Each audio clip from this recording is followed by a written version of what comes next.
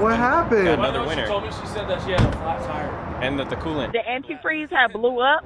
There's a leak. That's what we got out of it too. We got the whole thing. You know, like exactly what happened.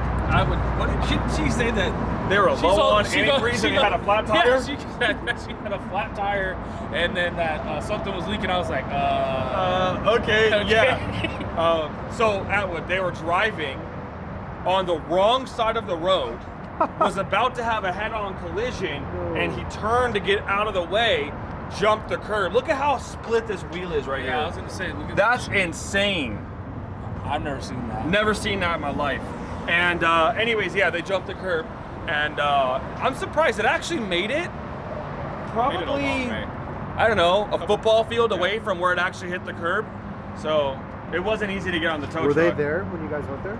No, this happened at 2 in the morning. No, I'm saying like this morning. No, they weren't there. What do you mean? When anybody crashes a car late at night at 2 in the morning, you know they're gonna leave it. Like, why would they? How could you trust someone to do anything good for your car, you know?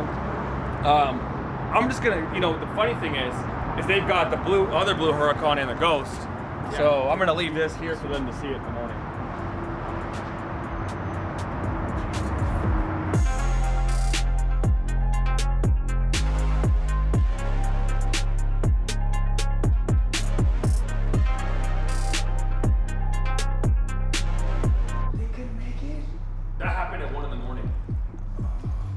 My heart is going out to you guys. When I was with that car, it was 100% clean. It was parked in the driveway. I parked that one next to it. Everybody's taking pictures. We was at a funeral yesterday. Somebody probably got fucked up. Somebody insurance got to be $1 million strong because they got fucked up. I mean, literally, like 4 feet before that was a pole. If he would have hit that pole, he'd been dead. It would have split the car right in half. He's lucky he didn't hit the pole because those are concrete poles on MLK. They're not aluminum, so it would have split that car straight in half, and he would have killed anybody in it for sure.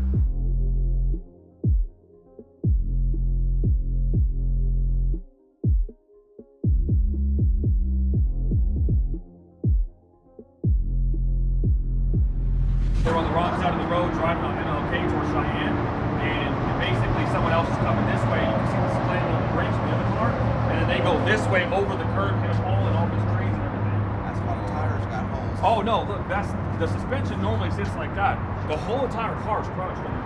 They hit that curb at over 100, well over 100, because the GPS data. What, did they leave the car? Yeah, they just left it on the side of the road. But I mean, that's like, that's injury accident. Yeah. So yeah, she was on the wrong side of the road driving. She was what? On the wrong side of the road. They just want to pick this car up. Are you serious? Yeah. She left the car. Like there was another car that hadn't been coming because there's some slamming on the brakes from another car, and so basically they were coming head on at each other, and so she turned to the right side of the road. Are you serious? Yeah. I haven't talked to her. Went up on the shit. That's fucking off, man. She gonna pay for that though.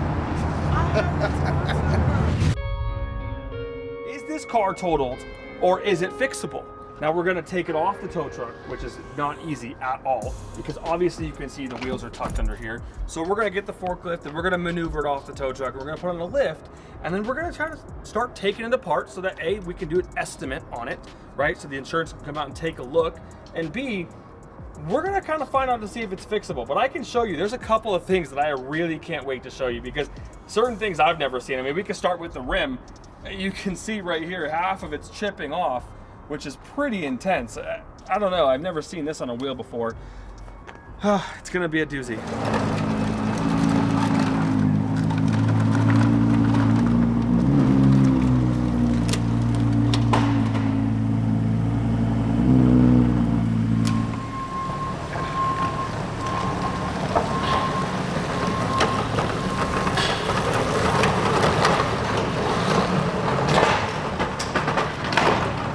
All right, Andy, what is your plan to get this lifted up? Are you just gonna do your best, jack it? What are you thinking? Well, these things are balanced well enough that if you jack it up here, you can lift the whole side of the car up. So once I get it up in the air, I can put something underneath the front wheel and get the...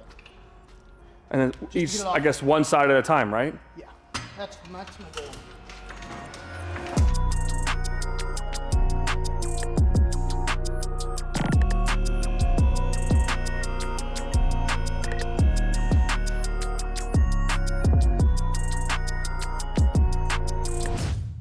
this. This is the tire. You can reach into it. All of the wheel is missing. That's funny. Look at that. I mean, let alone everything up here is broken. Can we take the wheel off? I think it'd be fucking awesome to see the wheel like that. This is all damage right through here. I mean, all this is dented and dinged up, and all throughout here, this whole entire, you know, I mean, back. What do you got here? The panels. Save the hubcap though. Those are $51 a piece.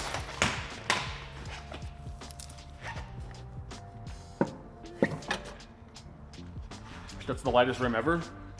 Oh my gosh, look at this. It's just so much space for activities in here now. Jeez. So right here, this is our main frame.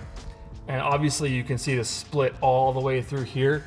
And if you look up in here, we have damage here, here, here, back here, all over here, up in this area right here. And we have that weld that's cracking.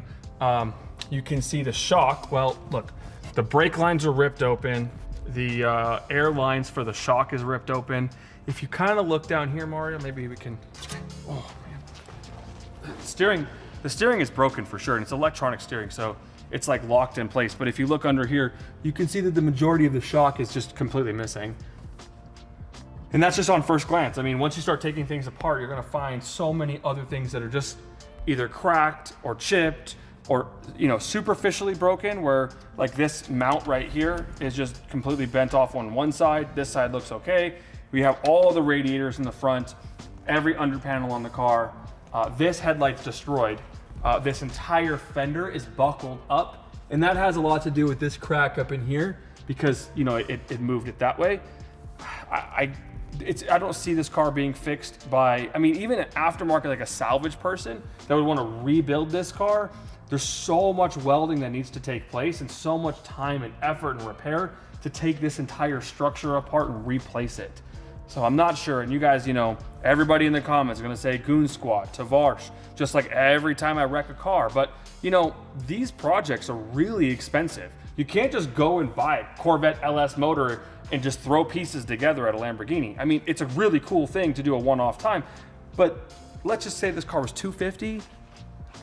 Salvage is worth $120, maybe $130, probably even more because a lot of the parts in the back are worth some money. You spend $50,000. By the time you put some miles on it, it's worth still $120.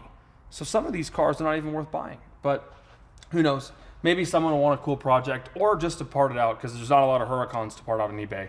You know, that's a good business to get into right now because everybody's gonna want to fix their cars in a kind of a slower economy instead of buying new ones. So maybe taking this thing apart and putting it all on eBay is a good idea. What do you guys think?